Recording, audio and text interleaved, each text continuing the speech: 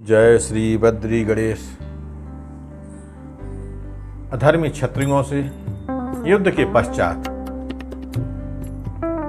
परशुराम जी ने भगवान शंकर एवं जगत जननी माता पार्वती के दर्शन की इच्छा की और वे शीघ्र ही कैलाश के शिखर पर पहुंचे। उस समय स्वयं श्री गणेश जी महाराज द्वार पर विद्यमान थे। परशुराम जी ने उनके पास जाकर कहा, हे भ्राता, इस समय में परम प्रभु और मातेश्वरी उमा के दर्शन करना चाहता हूं। मैंने पृथ्वी को लीला पूर्वक की छत्री विहीन कर दिया है। उसमें कार्तिवीर्य और सुचंद्र जैसे महापराक्रमी और समर्थित भूपाल मारे जा चुके हैं। यह सब भगवान शंकर और माता पार्वती की इच्छा से, कृपा से ही पूर्ण हुआ है। इसलिए भी उनके दर्शन करना बहुत आवश्यक है। देखो, मैंने उन्हीं परम पिता परमात्मा शिव जी की विविध विद्याओं को प्राप्त किया है तथा दुर्लभ शास्त्रों का अध्ययन करता हुआ उन्हीं के सानिध्य में पारंगत हुआ हूँ। उन्हीं अपने गुरुदेव भगवान शंकर के दर्शनार्थ अंतःपुर में जाना चाहता हूं, अतः आप मुझे वहां जाने की आज्ञा दीजिए। परशुराम जी की बात सुनकर गणेश्वर ने कहा, आपको अभी यहीं ठहरना चाहिए। शीघ्रता में कभी कोई कार्य नहीं बनता। फिर नीति भी यही कहती है कि देवता, गुरु और राजा के सानिध्य में जाने से पूर्व उनकी अनुमति अवश्य प्राप्त कर लेनी चाहिए। जब वे दर्शन देना स्वीकार कर लें तभी वहां जाएं। और मुनिनाथ, आप तो स्वयं नीतिज्ञ एवं धर्मज्ञ हैं। आपको तो अभी द्वार पर रुकना ही चाहिए। देखो मेरे नीतियुक्त वचन सुनो।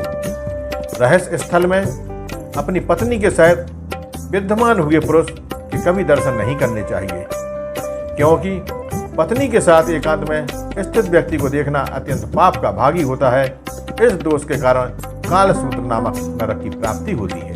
परंतु यह फल उस स्थिति में और भी दृढ़ हो जाता है जब वह अपने पिता, गुरु अथवा स्वामी आदि की ओर देखता है, तब अधिक पतित हो उठता है। यही तथ्य बहुचर्चित हो जाता है तो लोग उसे पापी कहने लगते हैं। हे द्विज, यह ऐसे पाप हैं जिनके कारण प्राणी को चंद्र सूर्य की स्थिति रहने तक नरक में निवास करना होता है।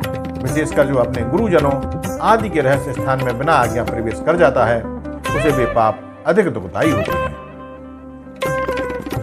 गणेश्वर के ये वचन सुनकर परशुराम जी को हंसी आ गई और क्रोध भी हुआ।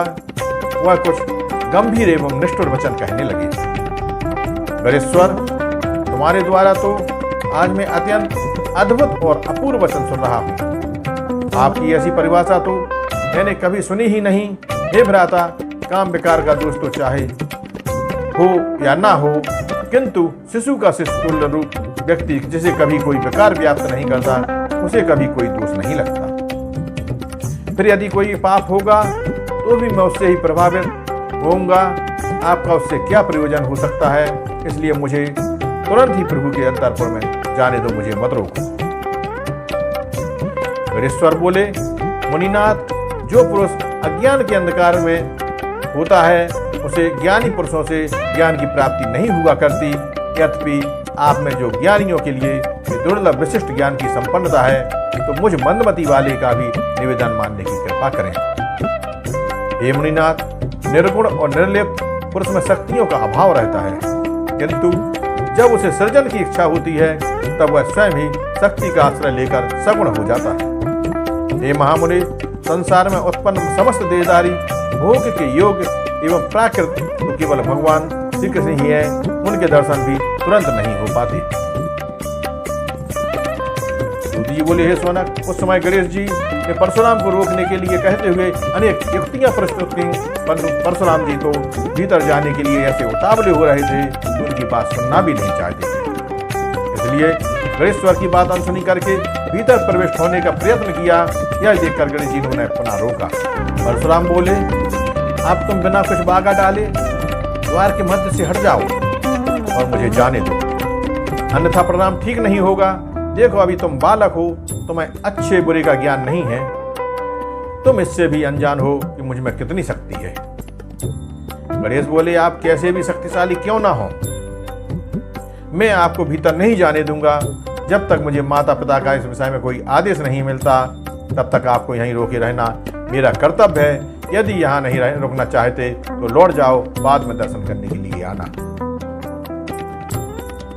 परशुराम ने इसे अपना अपमान समझा, इसलिए गणेश्वर को धक्का देकर भीतर जाने लगे।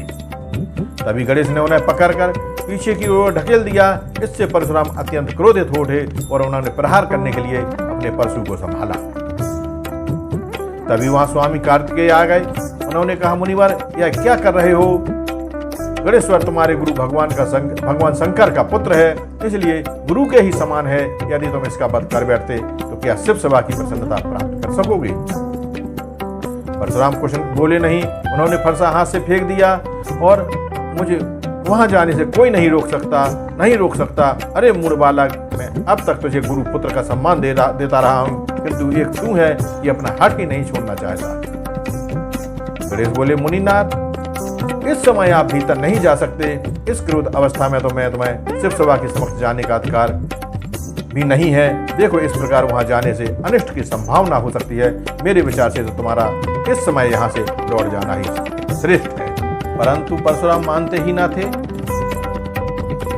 उन्होंने क्रोधपूर्वक गजानन को धक्का देकर हटाया। उसके फलस्वरूप गजानन गिर पड़े और शीघ्र ही संभल कर उठ बैठे। उन्होंने फिर भी अपने आप को क्रोध रहित और शांत बनाए रखा तथा परशुराम को पुनः रोक कर कहा, मुनिवर, भलाई इसी में है कि तुम तुरंत ही यहाँ से लौट जाओ। पर वो बिना परमेश्वर शिव की आज्ञा किए उनके अंतःपुर में प्रवेश करने की आप में क्या शक्ति है? आप मेरे पिता के से सोने के संबंध में मेरे भाई होते हैं और इस समय अतिथि भी हैं, इसलिए आपकी यह हठधर्मी सहन कर रहा हूँ। अन्यथा न यहम कार्तवीरस्य रूपास्ते क्षुत्रजंतवः अतो विप्र न जानासि माचा विश्वरेश्वरात्मजम्। मैं कार्तवीर्य नहीं हूँ और ना ही क्षुद्र जंतु रूप राजाओं का समूह ही हूँ जिन्हें आपने मार डाला था। हे विप्र, क्या तुम नहीं जानते मैं विश्वेश्वर भगवान शंकर का पुत्र हूँ? हे विप्र, अतिथि क्षण भर ठहरो और युद्ध से निवृत्त हो। क्षण भर व्यतीत होने पर मैं तुम्हारे साथ उन परम पिता के समीप चलूंगा। सुधी बोली, हे सौनक, भगवान श्री नारायण ने यहाँ तक का उपाख्यान सुनाकर महर्षि नारद से कहा।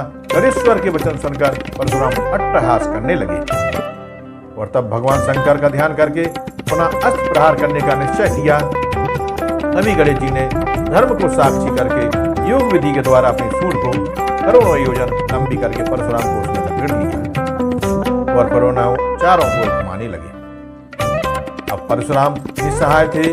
उनका क्रोध ना जाने कहाँ लुप्त हो गया। योगी राज गणेश्वर की सूंड में लिपटकर चक्र के समान घूमते हुए परशुराम स्तंभित और असहाय हो गए थे। उनकी समझ में ना आया कि यह सब क्या हो और कैसे हो रहा है।